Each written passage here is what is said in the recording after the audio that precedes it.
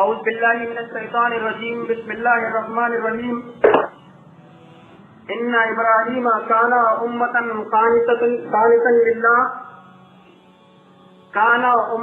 قانتا للہ حنیفا ولم یک من المشرکین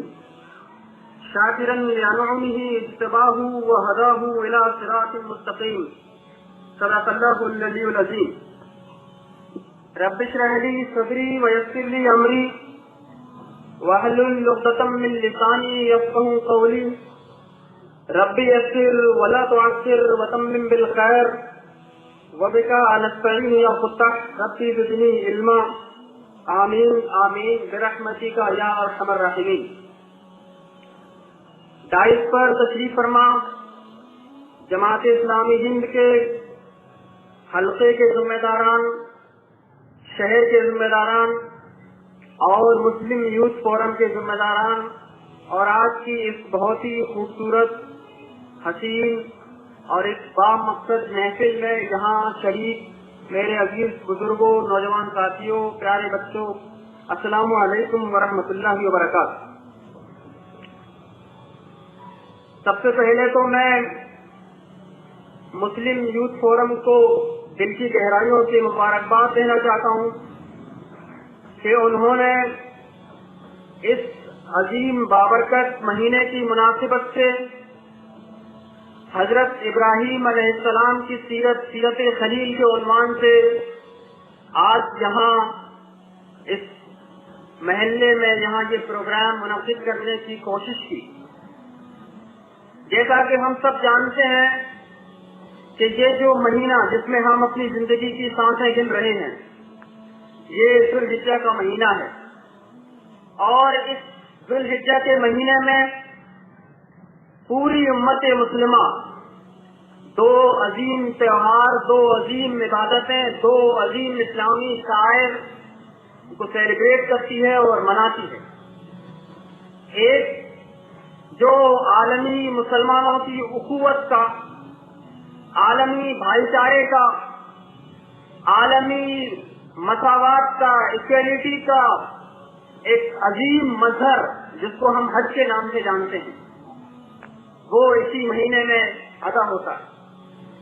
اور اسی کی مناسبت سے قربانی کی ایک عبادت وہ بھی ہم ادا کرتے ہیں. اور ان دونوں عبادتوں کا براہ راست تعلق حضرت ابراہیم علیہ السلام، جن کو اللہ تبارک و تعالیٰ نے خلیل اللہ کے دوست کا لقب دیا ہے، لہذا ضروری معلوم یہ پڑتا ہے، اور اہل اسلام کی، امت مسلمہ کے ہر فرد کی ذمہ داری یہ ہے کہ وہ اس مہینے کو محض رسم نہ بناتے ہوئے، محض ایک اسٹرکچر نہ سمجھتے ہوئے،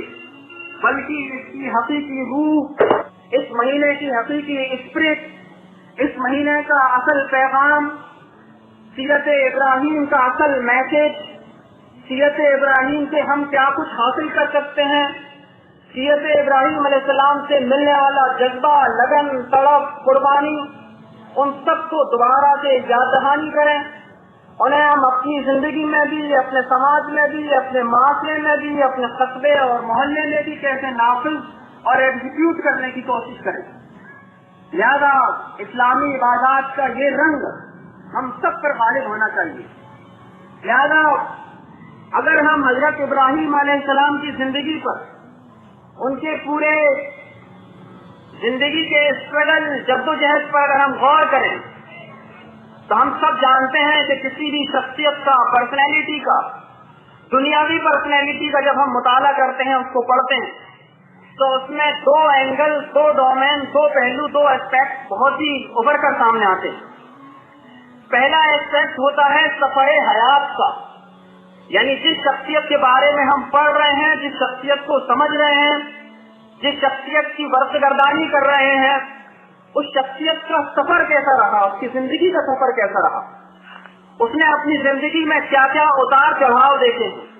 اس نے اپنی زندگی میں کیسے نصیب و فراز سے اس کو سامنا کرنا پڑا ہے، کن مسائل سے اور کن چیلنجز سے ابھرنا پڑا ہے. ایک پہلو تو کسی بھی شخصیت کا یہ ہوتا ہے. دوسرا پہلو حاصل حیات کا ہوتا ہے. یعنی دنیا ان کی زندگی سے کیا حاصل کرے، وہ دنیا کو کیا پیغام اور کیا میسج دے کر گئے ہیں، کیا سندیش دے کر کے گئے ہیں۔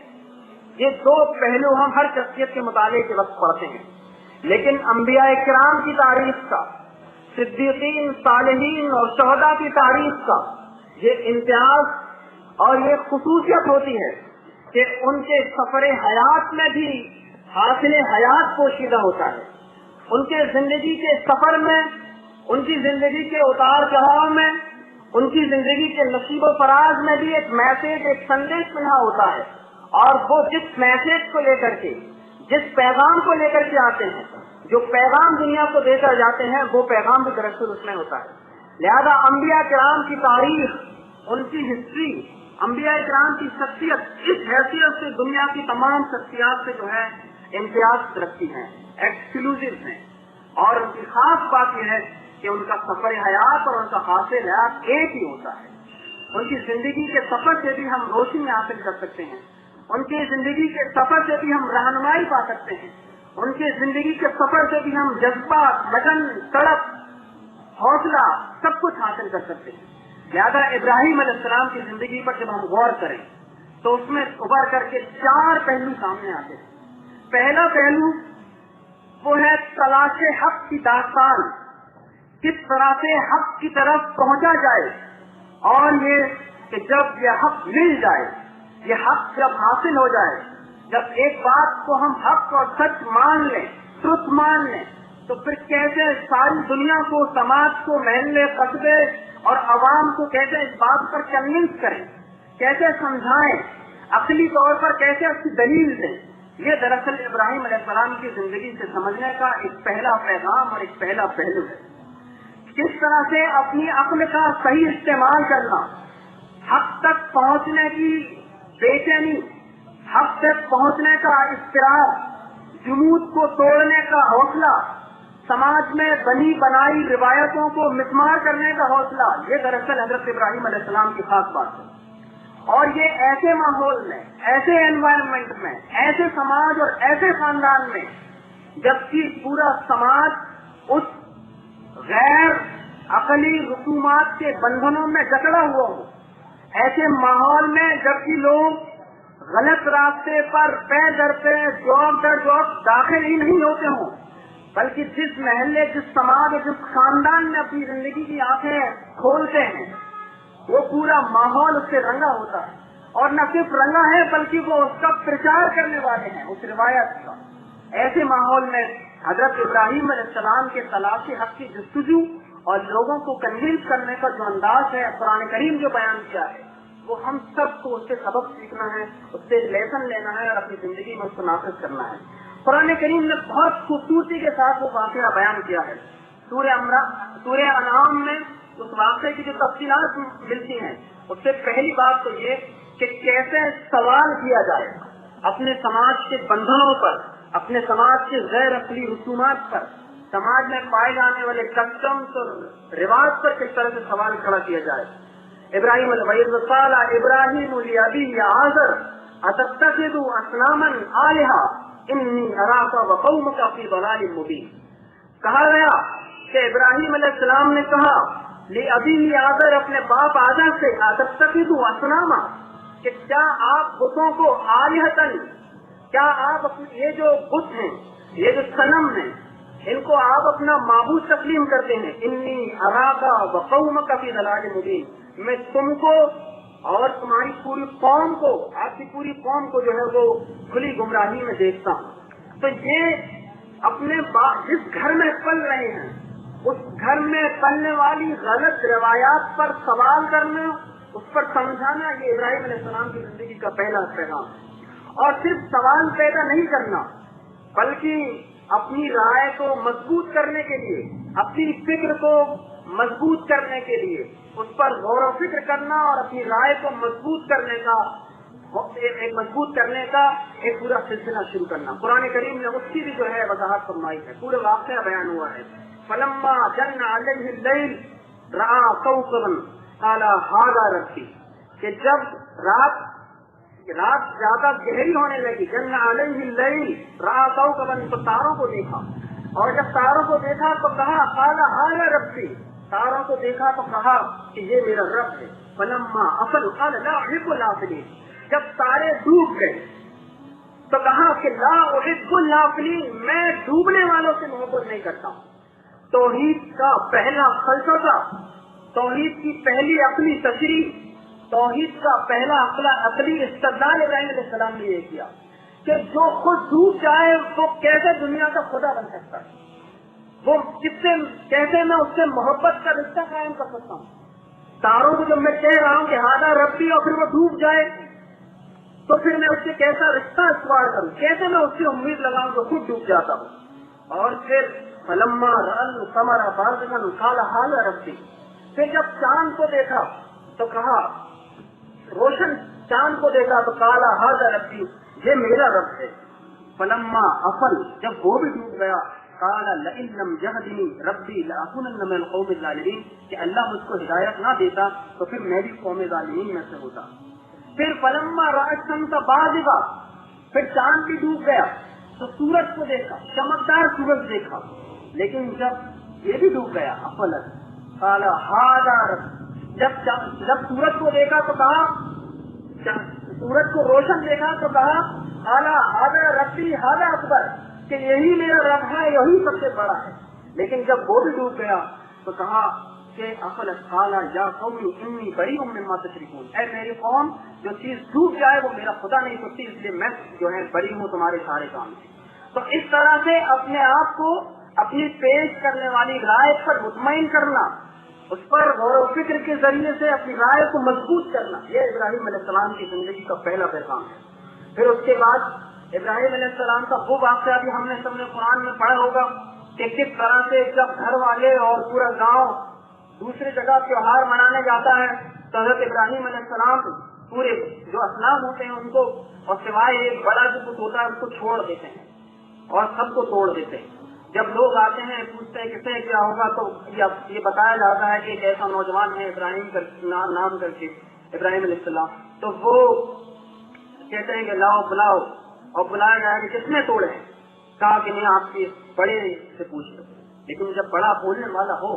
بڑا اپنی بات پیش کرنے والا ہو تب تو بولے. تو یہ دوسرا انداز ہے عقلی طور پر اپنی بات کو پیش کرنے کا، اپنی بات کو منوانے کا، کنونس کرنے کا، یہ دوسرا انداز ہے جو ابراہیم علیہ السلام کی زندگی سے ہم کو ملتا ہے. ہمارا کام بھی یہی ہے کہ ابراہیم علیہ السلام کی زندگی سے اس سیکھنے والے سبق کو ہم اپنی زندگی میں نافذ کریں. ہم چونکہ موروثی طور پر مذہبی گھرانے میں پیدا ہوئے ہیں تو اسلام ہم کو اپنے گھر میں ملا ہے، لیکن اسلام کی بات کو عقلی دلائل کے ساتھ، استدلال کے ساتھ، عقلی دلائل کی روشنی میں کیسے پیش کیا جائے، یہ سب ہم کو سیکھنا چاہیے. ابراہیم علیہ السلام کی زندگی کا پہلا پیغام یہ ہے. دوسرا پیغام ابراہیم علیہ السلام کی زندگی کا قرآن نے جو بتایا یہ کہ ابراہیم علیہ السلام حنیف تھے. حنیف کا مطلب یکسو تھے. ان کا چہرہ ہے صرف ایک، جب اللہ تبارک و تعالیٰ کو حق مان لیا، اس کو رب مان لیا، اس کو خالق مان لیا، اس کو معبود مان لیا، تو اب ادھر ادھر دیکھنے کی ضرورت باقی نہیں. اسی کو حنیف کہتے ہیں. جب یہ بات پیش ہوئی، جب انہوں نے مانا تو فوراً وہ پکار ہوتی تھی انی وجہت وجہی للذی فطر السماوات والارض، کہ میں نے اپنا رخ اس کی طرف موڑ دیا ہے جس نے اس کو ساری کائنات کو پیدا کیا ہے. فطر السماوات والارض حنیفا، اور اب میں یکسو ہو گیا. فل کنسنٹریشن والا واقعہ.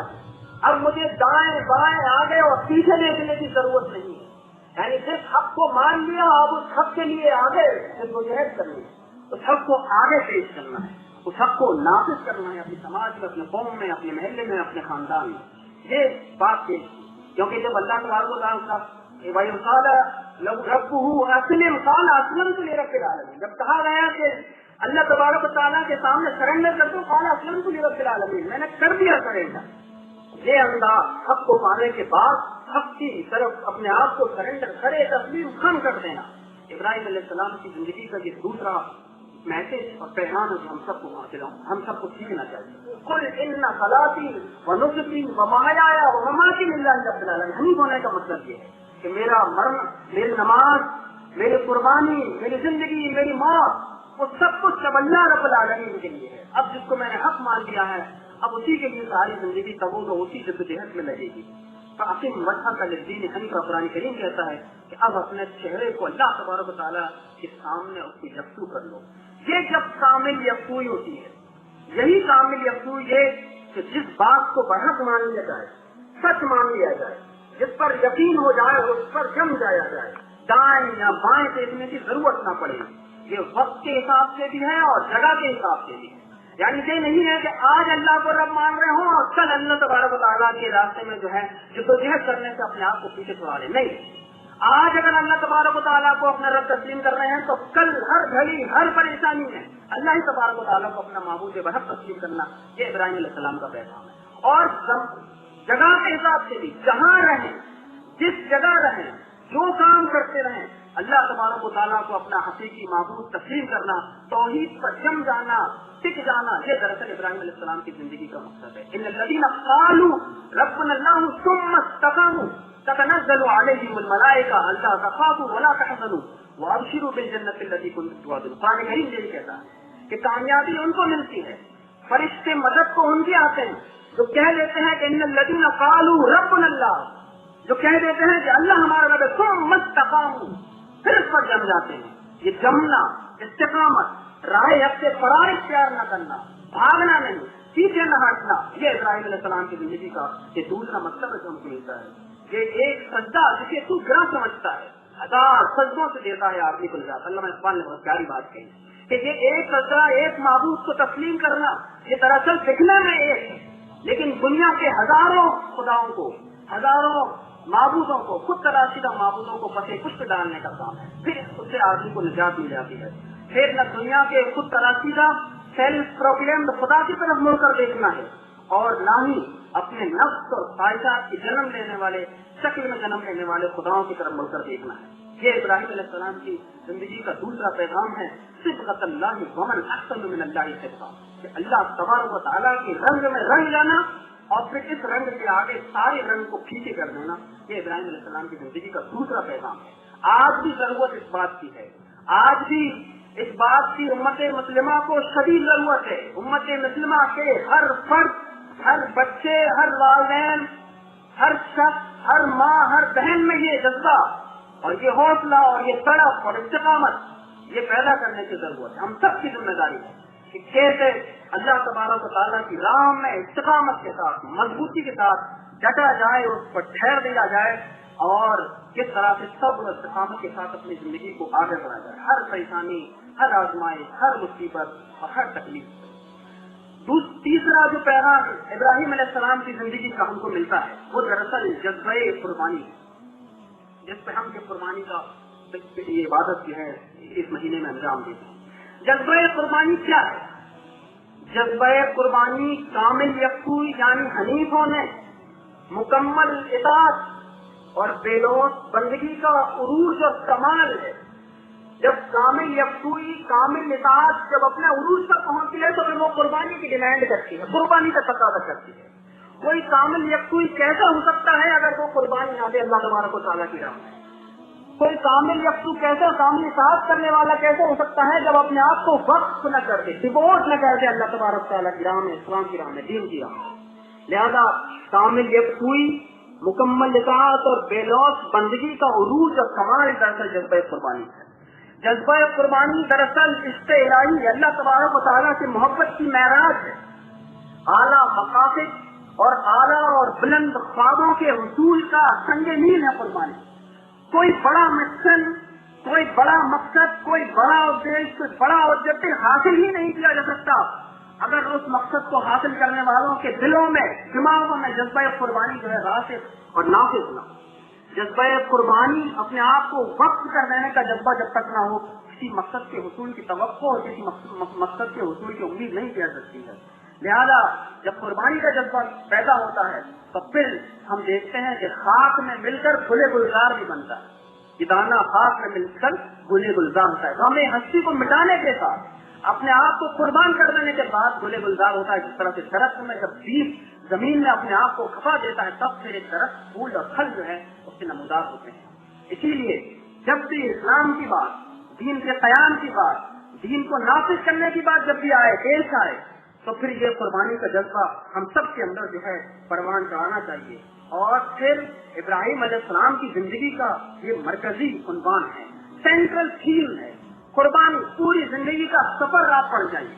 پوری زندگی کے ہر مرحلے کو غور سے دیکھیے، یہی جذبہ قربانی جو ہے کار فرما نظر آتا ہے۔ اپنی زندگی اور جدوجہد کے ہر موڑ پر اپنی خواہشات کو ترک کرتے ہوئے، ذاتی مفادات اور فائدوں کو ٹھوکر مارتے ہوئے، اللہ تعالیٰ کے احکامات کے آگے کھڑے تسلیم خم کرتے ہوئے ابراہیم علیہ السلام نے ایک اسوہ اور ایک ماڈل قائم کیا ہے۔ قد کانت لکم اسوۃ حسنۃ فی ابراہیم والذین معہ، کہ ابراہیم علیہ السلام کی زندگی میں آپ کے لیے ایک رول ماڈل ہے، ایک اسوہ ہے، والذین معہ، اور جو لوگ ان کے ساتھ ہیں۔ حق بات کہنے کی پاداش میں چاہے آگ میں ڈال دیا جائے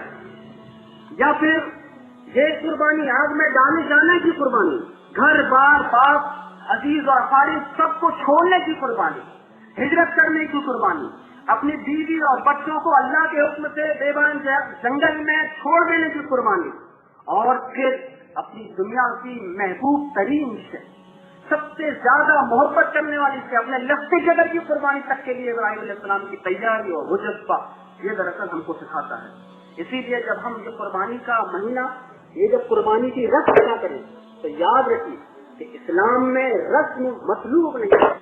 مقصود نہیں ہے، اس کی اسپرٹ، اس کا روح اور اس کا جذبہ ہے تو سمبل اور پرتیک مارتے ہیں۔ ہم جو بکرے کی یا دوسرے چوپائے کی جو قربانی کرتے ہیں وہ دراصل وہ ایک اسٹرکچر ہے، ایک رسم ہے، لیکن اس سے جو حاصل کرنا ہوتا ہے لن ینال اللہ دماؤها، لن ینال اللہ لحومها ولا دماؤها، نہ ان کا گوشت اللہ تبارک و تعالیٰ کو پہنچتا ہے، نہ اس کا جو ہے خون پہنچتا ہے، ولکن ینال التقوی منکم، تمہارا تقوی، پرہیزگاری، جذبہ، طرف اور وہ روح جو ہے اللہ تبارک و تعالیٰ کو پہنچتی ہے۔ اسی طرح سے آپ دیکھیں گے کہ نماز میں جو ہم رکوع اور سجود کرتے ہیں وہ مطلوب نہیں، اس کا جو حقیقی اسپرٹ ہے اللہ تبارک و تعالیٰ سے تعلق، بندگی، تقرب، وہ مطلوب ہے۔ ورنہ قرآن کریم میں سورہ ماؤن میں یہ آیت نہیں ہوتی فویل للمصلین الذین هم عن صلاتهم ساہون الذین هم یراؤون، کہ تباہی ہے ان نماز پڑھنے والوں کے لیے جو دکھاوا کرتے ہیں، غفلت برتتے ہیں۔ اگر صرف اسٹرکچر مطلوب ہوتا، رسم مطلوب ہوتی تو یہ بات کہنے کی ضرورت نہیں پڑتی۔ ٹھیک اسی طرح سے روزے میں یہ بات کہنا کہ من لم یدع قول الزور والعمل به فلیس للہ حاجۃ ان یدع طعامہ وشرابہ، کہ روزے کی حالت میں اگر کسی نے جھوٹ بولنا، بری بات کہنا نہیں چھوڑا تو اللہ تبارک و تعالیٰ کو اس کے بھوکے رہنے کی کوئی ضرورت نہیں ہے۔ یہ بات اسی لیے کہی جاتی ہے کہ روزے کا جو بھوکا رہنا ہے وہ ایک سمبول ہے، ایک پرتیک ہے، لیکن اس سے جو حاصل کرنا ہے وہ دراصل اللہ کا تقویٰ ہے۔ ٹھیک اسی طرح سے جب ہم قربانی کی بات کرتے ہیں تو قربانی، یہ جو بکرے کی قربانی ہے وہ مطلوب اور مقصود نہیں بلکہ اس سے تقویٰ مقصود ہے۔ جب ہم چھری چلائیں بکرے پر تو یاد رکھیں کہ اپنی خواہشات پر چھری چلا رہے ہیں، اللہ تبارک و تعالیٰ کی راہ میں قربانی کرنے کے عہد کو تازہ کر رہے ہیں کہ جب بھی ضرورت پڑے گی ہم اپنی خواہشات پر، اپنے جذبات پر، اپنی مادی وسائل اور ضروریات پر ایسے ہی چھری چلا دیں گے جیسا کہ آج بکرے پر چلا رہے ہیں۔ لہٰذا قربانی کا یہ جذبہ آج امت مسلمہ میں بیدار کرنے کی، پیدا کرنے کی اور پوری امت میں اس جذبے کو جاگوزی کرنے کی بہت زیادہ شدید ضرورت ہے۔ بے قدر کود پڑا آتش نمرود میں عشق، عقل ہے محض تماشائے لبے بام علی، کہ جب یہ قربانی کا جذبہ پیدا ہوتا ہے تو پھر عقل حیران رہ جاتی ہے۔ اللہ تبارک و تعالیٰ اس کے عشق میں، اس کی محبت میں قربانی کا یہ جذبہ دیکھ کر کے عقل حیران رہ جاتی ہے، لیکن چونکہ اس کی محبت، اس کی طلب، اس سے تعلق، اس سے تقرب کی وہ کیفیت ہوتی ہے کہ پھر اپنی زندگی کو قربان کرتے ہیں۔ لن تنالوا البر حتى تنفقوا مما تحبون، قرآن کریم نے کہا کہ آپ نیکی کو پہنچ ہی نہیں سکتے، لن تنالوا البر حتى تنفقوا مما تحبون، جب تک کہ تم اس میں سے وہ کچھ خرچ کر دو تمہیں سب سے زیادہ عزیز ہے، مما تحبون۔ لہٰذا تیسری بات ابراہیم علیہ السلام کی زندگی سے یہ سیکھنے کی ہے، یہ میسج اور یہ مقصد حاصل کرنا ہے کہ کیسے ہم اپنے آپ کو، اپنے اہل خانہ کو کیسے اس قربانی کے لیے جو ہے تیار کریں، کیسے اس قربانی کے لیے جو اپنے آپ کو لگائیں اور کھپائیں۔ چوتھی بات ابراہیم علیہ السلام کی زندگی سے جو سیکھنے کی ہے وہ دراصل ایک لانگ ٹرم پلان ہے، آنے والی نسلوں کی تیاری، آنے والے سمے اور وقت کی تیاری، یہ ابراہیم علیہ السلام سکھا کرتے ہیں۔ آپ دیکھیں گے کہ آنے والی نسل کی تیاری میں سب سے اہم پارٹ، اہم زینہ، اہم مرحلہ وہ ہوتا ہے اپنے اہل خانہ کی تربیت کا، اپنے اولاد کی تربیت کا، اپنے والدین کی، اپنی بیوی اور اپنے بچوں کی تربیت کرنے کا، تب جا کر کے آنے والی نسلیں اسلام پر چلیں گی۔ ابراہیم علیہ السلام نے جو تربیت کی ہے اپنی اولاد، اپنی بیوی اور بچوں کی، وہ دراصل ہم سب کے لیے اسوہ ہے، اسی میں اسوہ ہے۔ آپ دیکھیں گے کہ اسماعیل علیہ السلام والا جو واقعہ ہے، یعنی قال یا بنیا انی ارا فی المنام انی اذبحک، کہ میں نے خواب میں دیکھا ہے، ابراہیم علیہ السلام اسماعیل علیہ السلام سے کہتے ہیں کہ میں نے خواب میں دیکھا ہے انی اذبحک، میں تمہیں قربان کر رہا ہوں اللہ تبارک و تعالیٰ۔ فانظر ماذا ترى، ابراہیم علیہ السلام پوچھتے ہیں کہ آپ کی رائے کیا ہے؟ فانظر ماذا ترى قال یا ابتی اسأل ما تؤمر، کہ آپ کو جو حکم دیا گیا ہے وہی کر ڈالیے، ستجدنی انشاءاللہ من الصابرین، کہ آپ مجھے صبر کرنے والوں میں سے پائیں۔ تو اپنے بچوں کی اس لحاظ سے تربیت، قربانی کا جذبہ اپنے اندر اور اپنے اہل خانہ کے اندر پروان چڑھانا، یہ دراصل ابراہیم علیہ السلام کی زندگی سے ہم کو سیکھنا ہے۔ اسی لیے علامہ اقبال نے کہا تھا کہ یہ فیضان نظر تھا یا مکتب کی کرامت کی، سکھائے کس کو اسماعیل نے آداب فرزندگی، بیٹا ہونے کے لیے آداب فرزندگی کس نے سکھائے ہیں؟ آج بھی ہم اپنی اولاد کو اس جذبے کے ساتھ ہم اسلام پر چلیں، ہم اسلام کی باتوں پر عمل کریں، ہم اسلام کی اقامت کی جد و جہد کریں اور اپنی اولاد اور اپنے بچوں کو بھی اس راہ میں لگائیں۔ اسی طرح سے آپ دیکھیں گے سارا اسلام والا واقعہ ہے، جنگل میں چھوڑ کر جا رہے ہیں، کچھ بھی نہیں ہے، کہا کس کے بھروسے چھوڑ کر جا رہے ہیں؟ ابراہیم علیہ السلام خاموش ہے، کہا کہ اللہ نے تم کو حکم دیا ہے، کہ ہاں اللہ نے حکم دیا ہے، کہا اب ٹھیک ہے، اب اللہ تبارک و تعالیٰ ہم کو ضائع نہیں کرے گا۔ تو یہ اپنی بیوی کی اس طرح سے تربیت، اپنے اہل خانہ کی اس طرح سے تربیت کرنے کا یہ مزاج، یہ جذبہ، یہ حوصلہ اور یہ تڑپ ہم سب کو پیدا کرنے کی ضرورت ہے۔ اور پھر اس کے بعد ایک اسی آگے نسل کی تیاری کے لیے کس طرح سے دعا کی، کس طرح سے ایک امن کا شہر بنایا، اس امن کے شہر میں ایک مرکز کا قیام کیا تاکہ آنے والی نسلیں اللہ تبارک و تعالیٰ کے تعلق کو برت سکے۔ اذ قال ابراہیم رب اجعل ھذا بلدا آمنا، جب ابراہیم علیہ السلام نے کہا کہ اے اللہ اس شہر کو جو ہے امن کا شہر بنا دے۔ اور پھر اسی طرح سے ابراہیم علیہ السلام کی جو دعا بھی ہے، رب اجعلنی مقیم الصلاۃ ومن ذریتی، مجھے نماز قائم کرنے والا بنا اور میری آنے والی نسل ذریت کو بھی جو ہے نماز پر قائم کرنے والا بنا۔ پھر اسی طرح سے وَإِذْ يَرْفَعُ إِبْرَاهِيمُ الْقَوَاعِدَ مِنَ الْبَيْتِ وَإِسْمَاعِيلُ، ابراہیم علیہ السلام اور اسماعیل علیہ السلام جو ہیں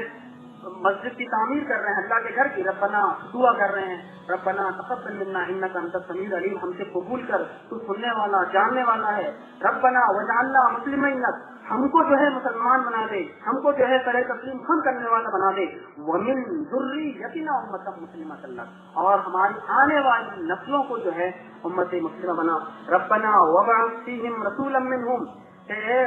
اے ہمارے رب اس میں سے بھیج دے ایک ایسا رسول یتلو علیہم آیاتک، جو تیری آیات کی تلاوت کرے، وَيُعَلِّمُهُمُ الْكِتَابَ، ان کو کتاب کی تعلیم دے، والحکمہ، حکمت کی تعلیم دے، وَيُزَكِّيهِمْ، ان کا تزکیہ کرے، ان کی تربیت کرے، إِنَّكَ أَنْتَ الْعَزِيزُ الْحَكِيمُ، بے شک تو جو ہے بہت زبردست اور حکمت والا ہے۔ تو یہ چوتھا جذبہ، چوتھی بات جو ہم کو ابراہیم علیہ السلام کی زندگی سے سیکھنے کی وہ یہ کہ آنے والی نسلوں کو کس طرح سے اسلام پر تیار کرنے والا بنایا جائے، ان کے لیے دعا کی جائے، ان کے لیے وہ ماحول بنایا جائے، ایک امن کا شہر کی دعا کی جائے، امن کا شہر بتایا جائے، یہ بات ہم سب کو سیکھنے کی ہے۔ کل ملا کر کے ابراہیم علیہ السلام کی زندگی کی یہ 4 بنیادی نکات ہیں جن پر ہم سب کو سوچنے، سمجھنے، غور و فکر کرنے کی ضرورت ہے۔ پہلا یہ کہ کس طرح سے تلاش حق کی جستجو کی جائے، اور جب حق مل جائے، حق کو پا لیا جائے، تو پھر حق پر کس طرح سے لوگوں کو کنونس کیا جائے، سمجھایا جائے، بتایا جائے، اس کی دعوت اور تبلیغ کی جائے۔ دوسرا یہ کہ جب حق پا لیا جائے، توحید مل جائے، اللہ تبارک و تعالیٰ کو معبود برحق تسلیم کر لیا جائے، تو پھر کس طرح سے فل کنسنٹریشن، کامل یکسوئی، مکمل اطاعت کے ساتھ اپنی زندگی گزاری جائے۔ تیسرا یہ جب کامل یکسوئی ہو جائے، مکمل اطاعت کے پیکر میں ڈھل جائیں، تو پھر کس طرح سے اپنے آپ کو وقف کر دینا، قربان کر دینا، اپنے آپ کو خرچ کر دینا، اللہ کی راہ میں لگا دینا، یہ جذبہ بیدار کریں۔ اور پھر آنے والی نسلوں کے لیے دعا، آنے والی نسلوں کو اسلام پر چلنے کے لیے راضی کرنا، ان کے لیے ماحول بنانا، یہ سب ہمارا کام ہے، امت مسلمہ کا کام ہے، اور ہم سب کی ذمہ داری ہے۔ اللہ تبارک و تعالیٰ سے دعا ہے کہ اللہ تبارک و تعالیٰ ہم سب کو اسلام کو سمجھنے، ابراہیم علیہ السلام کی سیرت کو سمجھنے، اس سے حاصل شدہ پیغام کو سمجھنے اور اس پر عمل کرنے کی توفیق عطا فرمائے۔ آمین۔ وآخر دعوانا الحمد للہ رب العالمین، وما علینا الا البلاغ۔ السلام علیکم ورحمۃ اللہ۔